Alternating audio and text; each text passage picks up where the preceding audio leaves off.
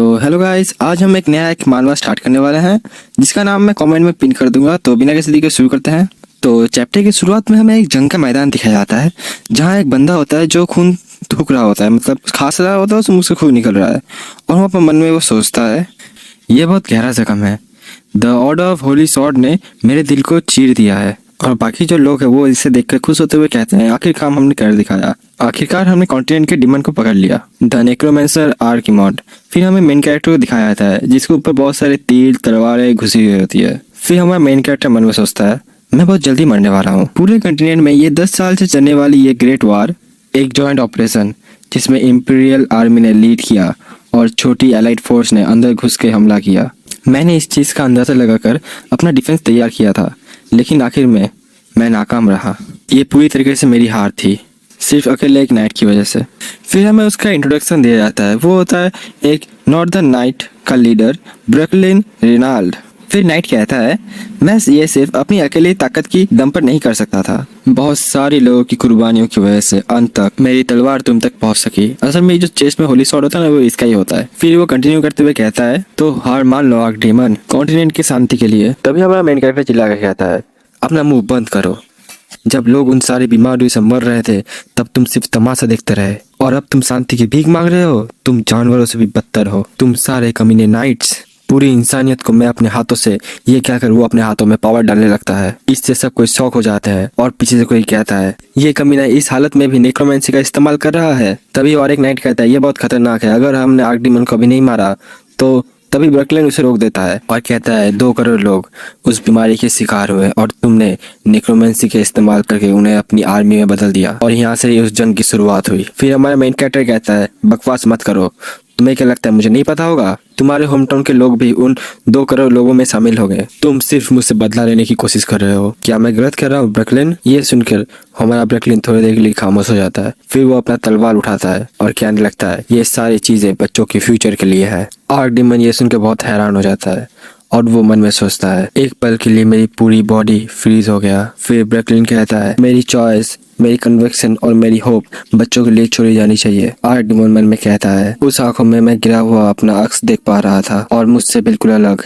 एक सच्ची और ईमानदार नाइट की नजर। फिर ब्रकलिन अपना तलवार आगे करते हुए कहता है मेरे नेक्स्ट जनरेशन के लिए, मेरे अगले डिसेंडेंट्स के लिए। हमारा मेन कैरेक्टर कहता है ठीक है मुझे मार दो। फिर वो ब्रकलिन हमारा वो शॉट गिरा देता है नीचे, और पीछे से एक बंदा कहता है रुको आप ये क्या कर रहे हैं, आप होली शॉट को ऐसे नहीं गिरा सकते हैं। फिर ब्रकलिन अपने पास से दूसरी शॉट निकालता है और उससे कहता है, मतलब अपना एमसी से कहता है कोई आखिरी ख्वाहिश। फिर हमारा एमसी कहता है नेक्रोमेंसर इतनी आसानी से नहीं मरते। फिर हमारा जो ब्रकलिन है वो उसका गला काट देता है और सब कोई खुश हो रहे होता है कि आर्कडेमन मर गया, आर्कडेमन मर गया करके। फिर हमारा मेन कैरेक्टर मन में कहता है उनकी खुशी के गूंज के पीछे मैंने अपनी सर के नीचे गिरने की आवाज सुनी। ये उस 10 साल लंबी जंग का और कॉन्टिनेंट का डीमन का अंत था, मेरा यानी नेक्रोमेंसर आर्कडेमन का आखिरी पल। फिर हमें एक दूसरी जगह का सीन दिखाया जाता है जहाँ सारी मेड उसे एक बच्चे को देख के बहुत खुश हो रही होती है। असल में हमारा जो आर्कडेमन था, मतलब मेन कैरेक्टर था, वो इस यंग मास्टर केलिन नाम के एक बच्चे के रूप में जन्म ले चुका था। फिर वो हमारा यंग मास्टर, मतलब हमारा मेन कैरेक्टर मन में कहता है हाँ यहाँ क्या हो रहा है, मैं कहाँ हूँ? सारी मेट उसकी मदर की फोटो दिखा रही होती है और कहती है ये तुम्हारी मदर है। कहते कहते हमारा जो मेन कैरेक्टर को हमें पहली बार दिखाया जाता है। फिर हमारा जो मेन कैरेक्टर वो मन में कहता है मेरी बॉडी पूरी स्टिफ है, मैं हिल नहीं पा रहा। वो कह ही रहा होता है कि मम्मा मम्मा करके अचानक से वो एकदम जोर से चिल्ला के कहता है gatekeepers of the darkness servant and soldiers, मैं आर्कडेमन तुम्हें बुला रहा हूँ। ये सुन के हमारी सब मेट डर जाती है और हैरान भी हो जाती है। फिर हमें 15 सालों बाद का सीन दिखाया जाता है जहाँ सारी मेट्स किसी को देख के बहुत खुश हो रही होती है और तारीफ भी कर रही होती है। ये हमारा मेन कैरेक्टर होता है। हमारा मेन कैरेक्टर वहां चलते हुए जा रहा होता है और इसका नाम होता है केलिन। फिर अचानक से पीछे से उसके सर में कोई एक बाल्टी डाल देता है पानी से भरा हुआ। फिर पीछे से वो प्रीस्ट चिल्ला कर कहता है बुरी आत्मा यहाँ से दफा हो जा। अजीब है, अभी बस एक पल पहले तक इसका एक्सप्रेशन बिल्कुल आर्कडेमन जैसा था। ये असल में होता है होली ऑर्डर का एक प्रीस्ट जिसका नाम होता है गैरिसन बेकमैन। फिर हमारा प्रीस्ट कहता है पहले 3 लोग इसके जादू में आ चुके थे, अच्छा हुआ मैं ज्यादा देर होने से पहले ही प्यूरिफिकेशन कर दिया। फिर हमारा केलिन कहता है इतनी कॉन्फिडेंस के साथ ऐसी पागलपन वाली बातें करना हर किसी की बस की बात नहीं है। क्या आप साल दर साल ये बिना मतलब वाले प्यूरिफिकेशन रिचुअल करते रहेंगे? फिर हमारा जो प्रीस्ट है वो कहता है ये कोई पॉइंटलेस चीज नहीं है। यंग मास्टर के शरीर के अंदर जो है वो आर्कडेमन की आत्मा है, इसलिए हमें वक्त पर वक्त उसे प्यूरिफाई करना ही होगा। फिर हमारा जो केलिन है वो गुस्से में कहता है, लेकिन मैं आर्क डीमन नहीं हूँ। फिर प्रीस्ट उसके मुंह पे स्प्रे करते हुए कहता है, ये देखो ये आर्क डीमन का एक्सप्रेशन है, यही वाला है। फिर हमारा जो केलिन है वो कहता है, तुम सच में एक पागल हो। फिर केलिन उल्टे पैर भागते हुए और बड़बड़ाते जा रहा होता है, पागल कमीने करके। फिर प्रीस्ट गैरिसन अपने आदमियों से कहता है, उसको मार मार के भूत बना दो। और फिर कहता है, तुम्हारे इस भरी पाप के लिए अब तुम्हें होली वाटर में बिना कपड़ों के नहलाना होगा। फिर केलिन चिल्लाते हुए कहता है, बकवास बंद करो, मैं कहा ना मैं कोई आर्क डीमन नहीं हूँ, मैं केलिन हूँ, केलिन, मेरा नाम केलिन है। अबे पागल कमीने प्रीस्ट, ये सब करने के बाद क्या तुम खुद को इंसान कहते हो? फिर हमें फ्लैशबैक दिखाया जाता है कि ये सब कैसे शुरू हुआ था। केलिन कहता है, खैर मुझे भी नहीं पता था कि ये चीज ऐसी बदल जाएगी। मैं तो कभी इसकी उम्मीद भी नहीं की थी, क्योंकि मैं तो उस दिन पक्का मर गया था, मेरा सर पक्का काट दिया गया था। लेकिन जब मैं अपनी आंखें खोली तो मैं इस बच्चे के शरीर में था। और हद तो तब पार हो गई जब मेरे मुंह से निकलने वाली पहले सब आर्क डीमन के नेक्रोमेंसर स्पेल थे। उसकी वजह से मेरे साथ एक बुरी आत्मा जैसा सलूक किया गया, और जैसे ही मैं 3 साल का हुआ मुझे एक मोनेस्ट्री में कैद कर दिया गया। फिर मैं एक ऐसे शख्स के मिला जो खुद को होली ऑर्डर का प्रीस्ट बताता था। फिर पीछे से वो प्रीस्ट कहता है, आर्क डीमन नहीं, यंग मास्टर केलिन। फिर हमारा मेन कैरेक्टर कहता है, किसने सोचा था कि इसकी शुरुआत ऐसे होगी। गैरिसन के 24 घंटे का प्रेयर, गैरिसन का फ्रोजन गार्लिक बाथ, गैरिसन की पवित्र आग, और इस तरह प्यूरिफिकेशन रिचुअल के नाम पर मुझे हर वक्त टॉर्चर किया जाने लगा। अब 5 साल बाद मतलब प्रेजेंट का सीन दिखा रहा है। केलिन थका हारा एक जगह बैठा हुआ होता है। एक मेड एक प्रार्थना कर रही होती है, ये एरिन होती है, एमसी की पर्सनल मेड। और ये सब सुनकर केलिन का दिमाग खराब हो रहा होता है। केलिन गुस्से में अपना सिर पे पहना हुआ टोपी फेंक देता है। ये देखकर एरिन रोती हुई शक्ल बना के कह रही होती है, वो टोपी मैंने खुद अपने हाथों से बनाई थी। केलिन पछताते हुए मन में सोचता है, धत तेरी की, मैं कुछ ज्यादा इमोशनल हो गया। उसने अपने छोटे छोटे हाथों से ये कितने प्यार से बनाया होगा। फिर वो एरिन से कहता है, एरिन मुझे माफ कर देना, मैंने कुछ ज्यादा ही कर दिया। फिर एरिन कहती है, जल्दी से इसे उठा लीजिए, इसे प्रीस्ट गैरिसन ने बनाया है। ये बात सुन के हमारे केलिन का दिमाग घूम जाता है जब मुझे पता चलता है कि वो टोपी मेड ने नहीं प्रीस्ट ने बनाया है।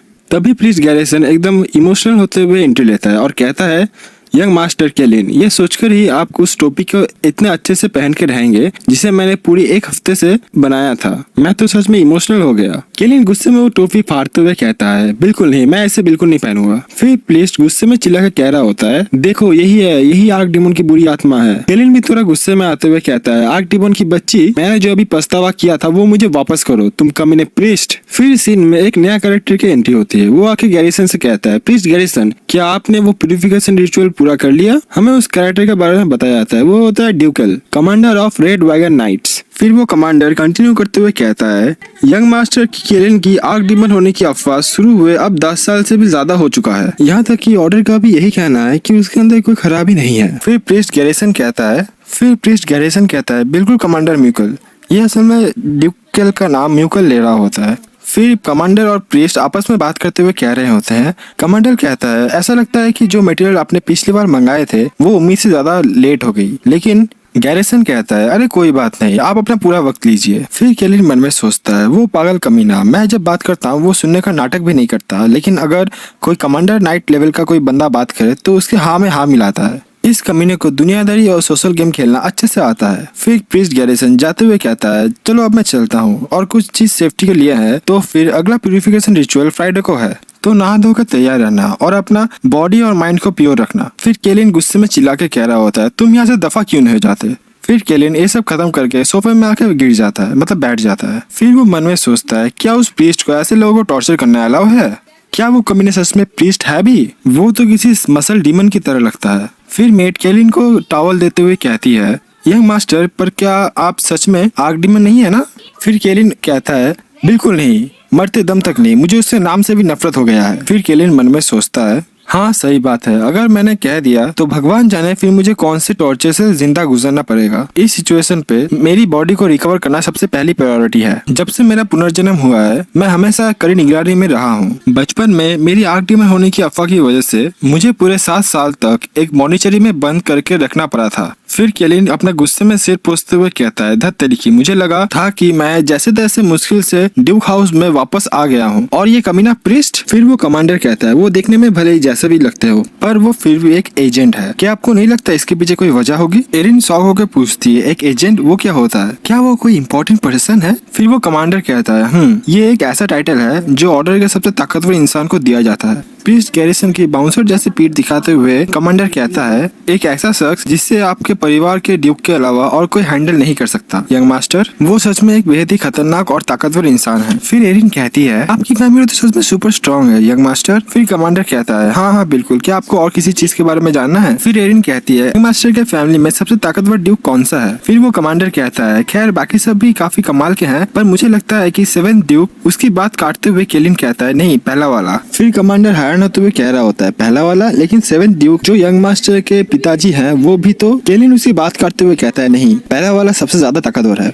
फिर कमांडर कहता है, समझ गया, अगर आप ऐसा ही सोचते हैं यंग मास्टर। फिर एरिन भी कहती है, देखा, मैंने कहा था ना, यंग मास्टर को सबसे पहला वाला ड्यूक ज्यादा पसंद है। वो अभी भी सिर्फ उन्हीं की पोर्ट्रेट को देख रहे हैं। फिर केलिन मन में सोच रहा होता है, पसंद है? नहीं, असल में ये नहीं। फिर कमांडर कहता है, सोचा जाए तो परिवार के ड्यूक को, इस परिवार को शुरू किए हुए अब पूरे 200 साल हो चुके हैं। फिर केलिन मन में सोचता है, किसने सोचा होगा ये पूरे 200 साल? मैं अभी भी बिलीव नहीं कर सकता। मुझे अभी एक्सेप्ट करना होगा कि मैं द नेक्रोमेंसर आर्क डीमन फिर से जन्म लिया हूँ, उसका डिसेंडेंट होकर, जिसने मुझे 200 साल पहले मारा था।